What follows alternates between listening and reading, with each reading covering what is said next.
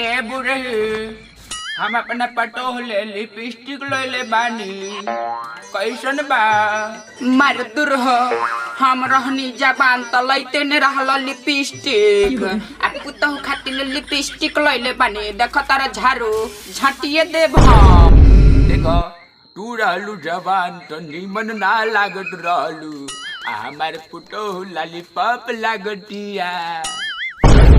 ताबे तो सोचत रहनी कि पहले तो आँखों मारे के आदत रहे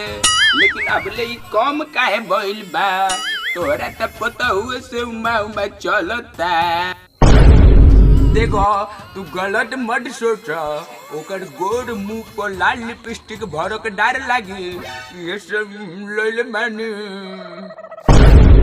हमारा का जवानी में करिया रहे मुंह देखो तू जवानी में बहुत खूबसूरत रहलू लेकिन हमारे ना निमन लागत रहलू ये से ना लाभत रहनी तो हम कैसे निमन लगती तोरा तो पिंटुआ के साली से चौकट चलत रहे देखो ओकरा साली के बीच में मतलब बेचारी निर्दोष भी है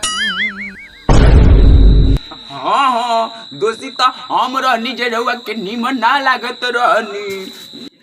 देखो वैसन कोनो बात नहीं है अपन मेहरारू केहू के ना निमन लागेला ये काटी ई बात बोली ना हम जाता नी मोरे अरे रहुआ रही घरे